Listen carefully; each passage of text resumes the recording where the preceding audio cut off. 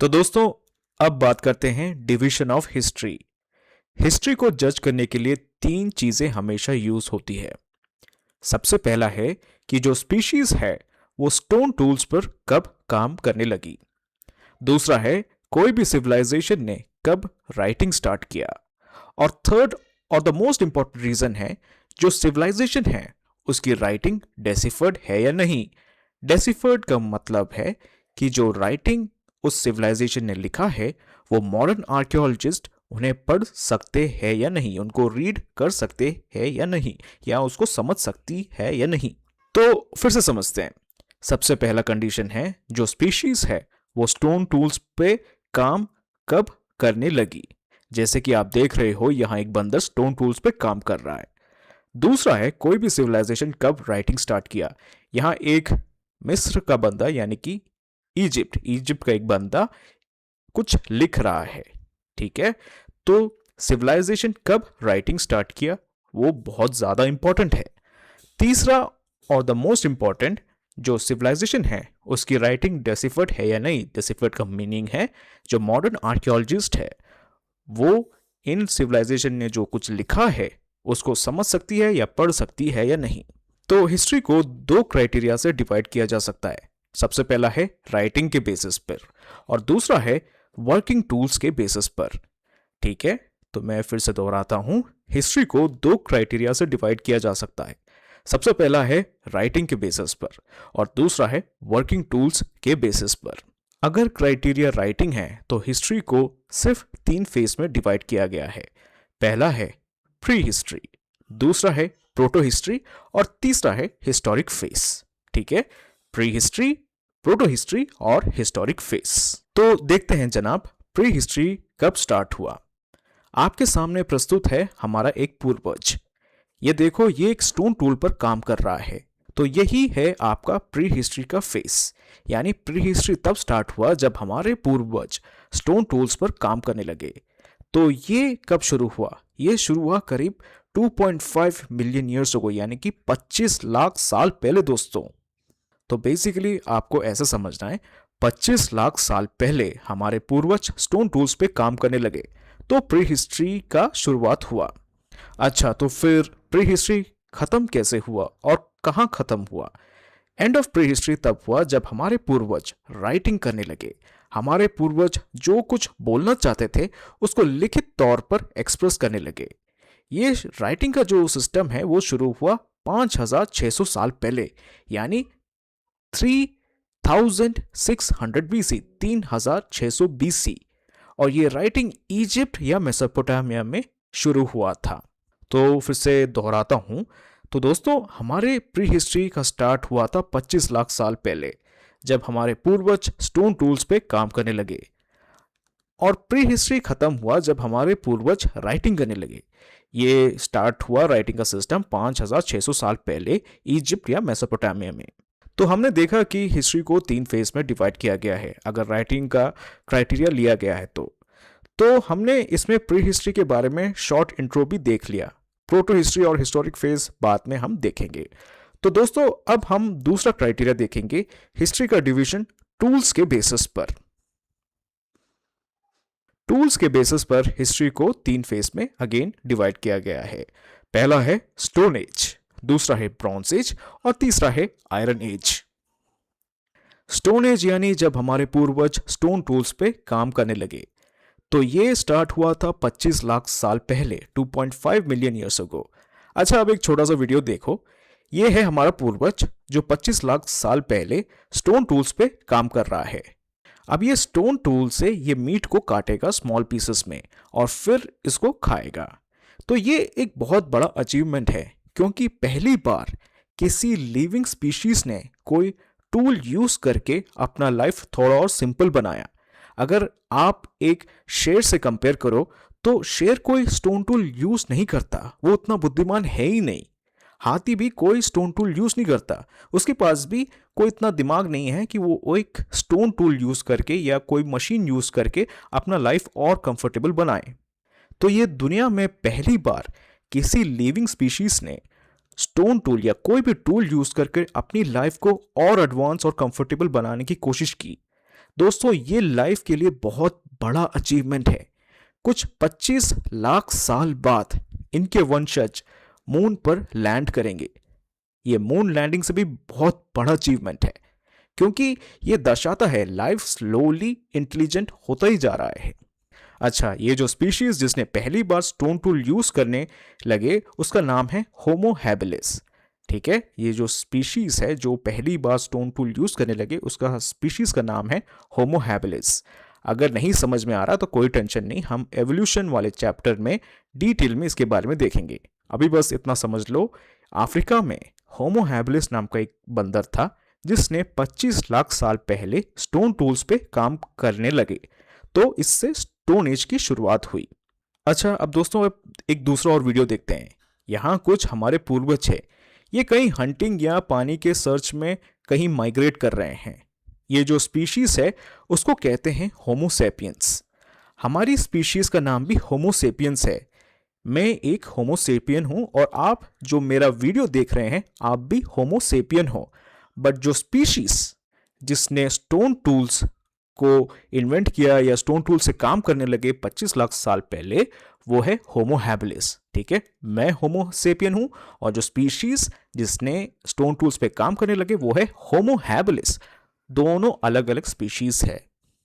अच्छा, अब इसमें एक और चीज देख रहे हो, ये जो स्टोन टूल है वो अभी काफी छोटा हो गया है और काफी शार्प है।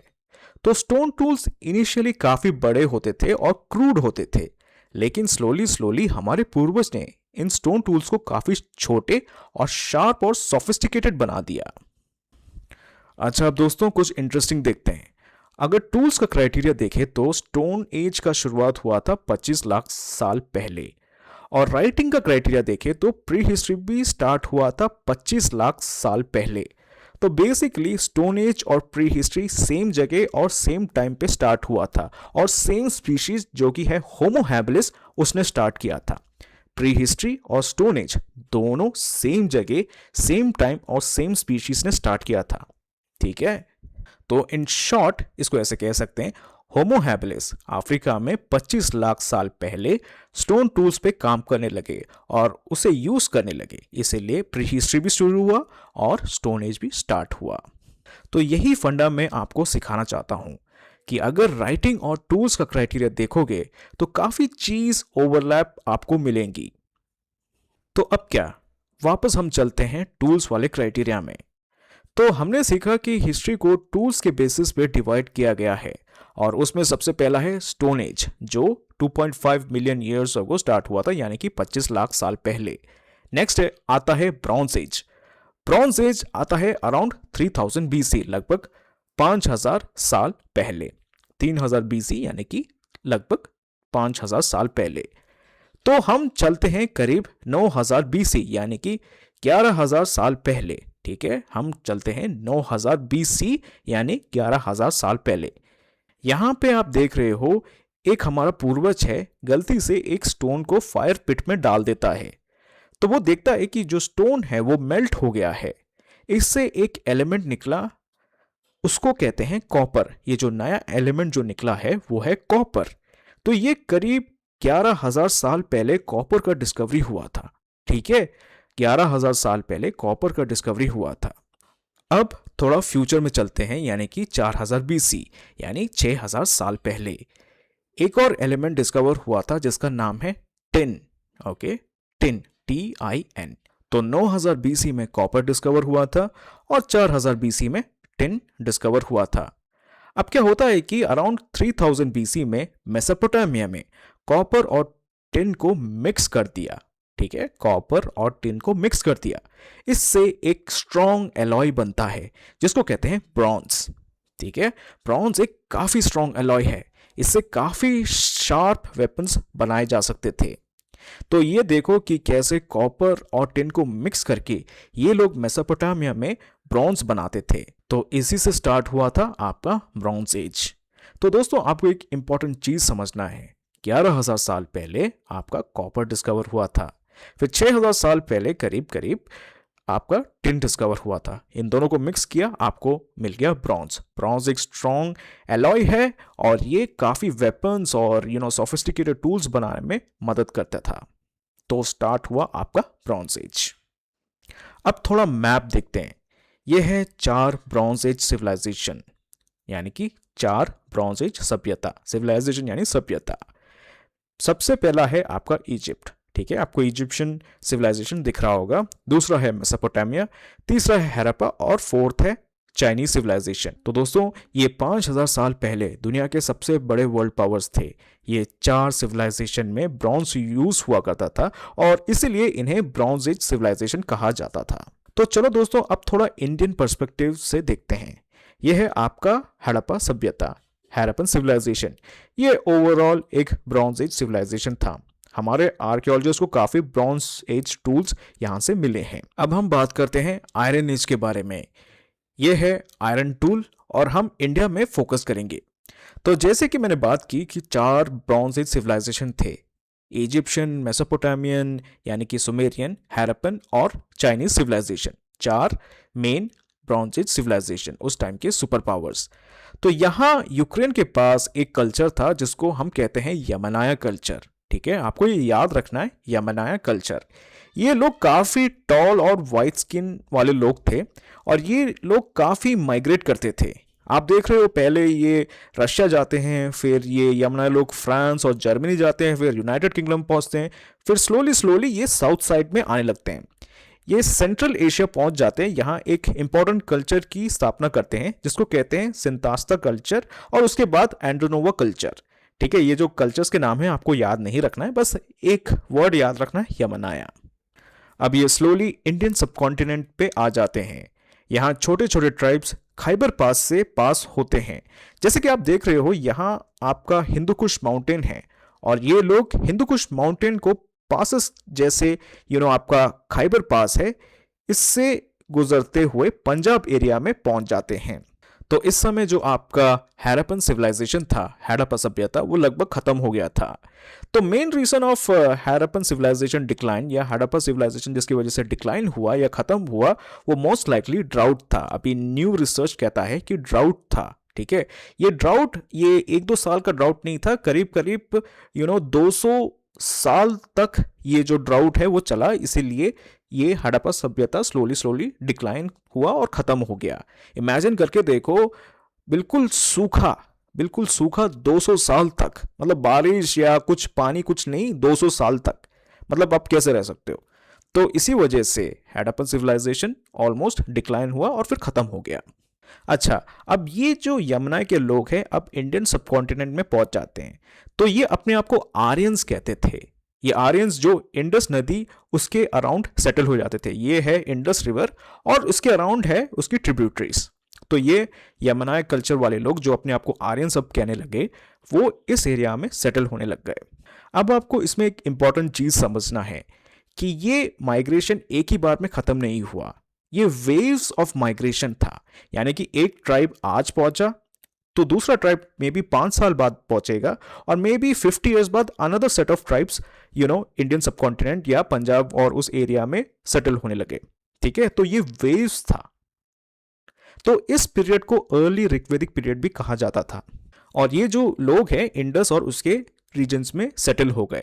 ये जो ट्राइब्स के नाम हैं ये ऋग्वेदा से मिला है।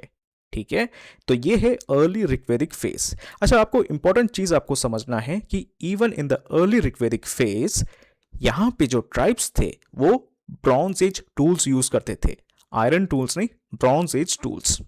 ठीक है, और इंडिया की जो लोकल पॉपुलेशन है, जो हड़प्पन सभ्यता से जो लोग आ रहे थे, वो भी ब्रॉन्ज एज टूल्स ही यूज करते थे। दोनों टीम्स ब्रॉन्ज टूल्स ही यूज करते थे। तो दोस्तों आपको एक और चीज देखना है कि यहां पे आपको भरता नाम का एक ट्राइब दिख रहा होगा। ठीक है, भरता, इसी ट्राइब के नाम पर हमारी कंट्री का नाम सेट किया गया है कॉन्स्टिट्यूशन में, article 1 that is India, that is Bharat, ऐसा लिखा गया है। तो भरता ट्राइब के नाम पर ही हमारा कंट्री का नाम भी सेट किया गया है। अब क्या होता है कि भरता ट्राइब बाकी सारी ट्राइब्स को कॉन्कर कर देता है और एक पॉलिटिकल यूनिटी बनाता है जिसको कहते हैं कुरु किंगडम। ठीक है, ये कुरु किंगडम काफी पावरफुल था और काफी टाइम तक रूल किया। बट 1000 बीसी में यानी कि 3000 साल पहले कुरु किंगडम डिसॉल्व हो जाता है। उसकी जगह कई छोटे मोटे किंगडम्स आ जाते हैं। इस पीरियड को कहा जाता है लेट ऋग्वैदिक पीरियड। अब पॉपुलेशन बढ़ने की वजह से कुछ लोग गंगा रीजन में माइग्रेट करने लगे। यहाँ बहुत सारे बड़े घने जंगल थे। ठीक है, ये जो गंगा जो रिवर है और उस एरिया में बड़े घने जंगल थे। इनको काटने के लिए लोग ब्रॉन्ज टूल्स यूज करते थे, बट वो ब्रॉन्ज टूल्स इतने शार्प और इतने टफ नहीं थे कि वो बड़े बड़े ट्रीज को काट सके। तो इसी बीच क्या होता है कि आयरन टूल्स आ जाता है इनके पास। तो यहां करीब 1000 बीसी में आयरन एज स्टार्ट होता है। तो यहां आप देख रहे हो ये लोग आयरन टूल से बड़े बड़े ट्रीज को अब आसानी से गंगा रिवर के अराउंड काट रहे हैं। ये ट्रीज साफ करने के बाद, ट्रीज हटाने के बाद यहाँ पे ये लोग फार्मिंग स्टार्ट कर देते हैं और एक सेटल्ड लाइफ जीने लगते हैं। तो ये है आपका start of iron age in India, यानी कि लेट ऋग्वैदिक पीरियड में, जो कि है 1000 बीसी। तो करीब 600 बीसी आते आते लगभग इंडियन सबकॉन्टिनेंट में सभी किंगडम्स आयरन टूल्स यूज करने लगे। तो दोस्तों हमने बात करी स्टोन एज के बारे में, जो 25 लाख साल पहले स्टार्ट हुआ और करीब 3000 बीसी यानी 5000 साल पहले खत्म हुआ। फिर हमने बात करी ब्रॉन्ज एज के बारे में, जो 3000 बीसी यानी 5000 साल पहले स्टार्ट हुआ था। और फाइनली हमने बात करी इंडियन स्पेसिफिक आयरन एज के बारे में, जो 1000 बीसी या 3000 साल पहले स्टार्ट हुआ था। तो ये सब हम और भी डिटेल में देखेंगे हमारे स्टोन एज वाले चैप्टर में। तो वापस चलते हैं हम स्टोन एज में। स्टोन एज काफी बड़ा है, देखो 25 लाख साल। तो स्टोन एज को फिर से डिवाइड कर दिया गया है पैलेयोलिथिक, मेसोलिथिक और न्यूलिथिक एज में। ठीक है, 25 लाख साल जितना बड़ा है आपका स्टोन एज। तो उसको और डिटेल में समझने के लिए उसको डिवाइड कर दिया पैलेयोलिथिक एज, मेसोलिथिक एज और न्यूलिथिक एज। अच्छा, अब प्रॉब्लम है कि पैलेयोलिथिक एज भी काफी बड़ा है, तो इसको और डिवाइड कर दिया गया, जैसे कि लोअर पैलेयोलिथिक एज, मिडिल पैलेयोलिथिक एज और अपर पैलेयोलिथिक एज। ठीक है, तो प्रॉब्लम यह है कि पैलेयोलिथिक एज भी काफी बड़ा है। ठीक है, स्टोन एज बड़ा था इसलिए उसको डिवाइड कर दिया 3 पार्ट्स में। अब पैलेयोलिथिक एज भी बड़ा है तो फिर उसको भी डिवाइड कर दिया 3 पार्ट्स में, लोअर पैलेयोलिथिक एज, मिडिल पैलेयोलिथिक एज और अपर पैलेयोलिथिक एज। तो ये है almost complete division on the basis of tools. अब यहां हम ऐड करेंगे division on the basis of writing. तो आपने सीखा कि प्री हिस्ट्री स्टार्ट हुआ था 25 लाख साल पहले, सेम टाइम जब स्टोन एज स्टार्ट हुआ था। अब प्री हिस्ट्री एंड होता है अराउंड 3300 बीसी इजिप्ट में या मेसोपोटामिया में। यहां लोग लिखना स्टार्ट कर दिए थे, इसीलिए कह सकते हैं कि यहां पे प्री हिस्ट्री खत्म हो जाता है। तो प्रोटो हिस्ट्री शुरू होता है। अब प्रोटो हिस्ट्री क्या है हम बाद में देखेंगे, बट अभी के लिए स्टार्ट हुआ है 3300 बीसी में प्रोटो हिस्ट्री शुरुआत होता है। तो आप देख रहे हो कि प्रोटो हिस्ट्री भी ऑलमोस्ट सेम टाइम पे शुरू हुआ है ब्रॉन्ज एज के टाइम पे। ब्रॉन्ज एज स्टार्ट हुआ है 3000 बीसी में और प्रोटो हिस्ट्री भी ऑलमोस्ट स्टार्ट हुआ है 3300 बीसी में। अच्छा, अब तीसरा एज कौन सा है? Iron age. Iron age India में स्टार्ट हुआ है 1000 बीसी में। पर हिस्टोरिक फेज, ठीक है, एक और फेज है हिस्टोरिक फेज, वो इंडिया में स्टार्ट हुआ है 600 बीसी। इसके बारे में हम डिटेल में देखेंगे आगे वाले पार्ट्स में।